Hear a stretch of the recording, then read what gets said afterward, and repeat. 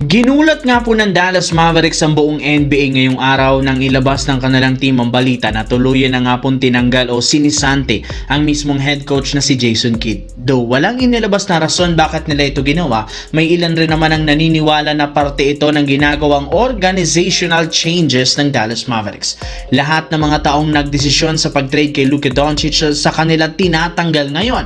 Kung inyo ngang matatandaan, una nga nilang tinanggal noon ang general manager na si Nico Harrison na sinundan ang pagkasisante kay Coach Jason Kidd. Dahil sa napakalaking pagkakamali na nagawa, kailangan talaga nilang magsagawa ng napakalaking pagbabago upang mas makapag-focus sila sa pag-rebuild ng lineup, lalo na ang bagong franchise player na si Cooper Flagg. Ang problema, medyo mahihirapan sila sa pagkuha ng mga bagong coach na may kakayahang makabalik sa pagiging championship team ang Dallas Mavericks. As of now, hindi na nga buo pa ang team na ito at kailangan talaga nilang mag-rebuild. Samantala, nagawa nga sana mga idol ng Cleveland Cavaliers na makuha ang buong momentum sa Game 1 laban sa New York Knicks nang lumamang sila ng mahigit sa 22 big points sa last 7 minutes ng fourth quarter. Ika nga'y kailangan na lang naman sana ng Cavaliers ubusin ang oras para ma-secured ang 1-0 na kalamangan sa East Finals. Medyo flat ang enerhiya ng halos lahat ng player ng Knicks, ngunit sa hindi inasahan,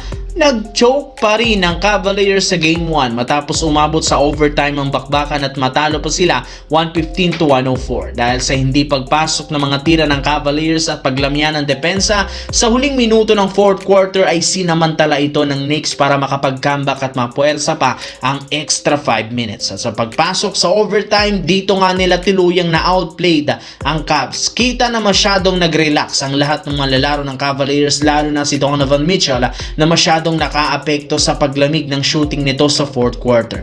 Bukod sa kanya, nag-struggle na rin naman si James Harden sa opensa at ang malala pa dyan ang kanyang depensa na parating tina-target dito ng Knicks na siyang rason bakit biglang nawala ang kanyang confidence sa laro. At dahil sa nakakadismayang talo ng team na ito, puro malulutong na batikos mula sa mga fans at analyst ang natanggap. Hindi nga daw talaga katanggap-tanggap ang ginawa at nangyari sa Game 1. Hawak nga sana ng Cavaliers ang 1-0 kung nag-ingat lamang ang kanilang team sa fourth quarter.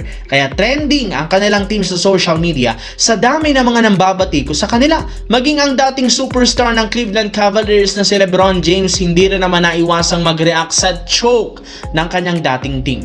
Ayon dito, kita na masyadong nag-relax ang lahat ng malalaro ng Cavaliers sa last quarter, kung saan ito ang naging dahilan bakit biglang nanlamig ang kanilang opensa. Pagdating sa playoffs, lalo na sa conference finals, kailangan nga daw mag-lock in ang lahat ng players sa kabuuan ng 48 minutes para masigurado ang panalo.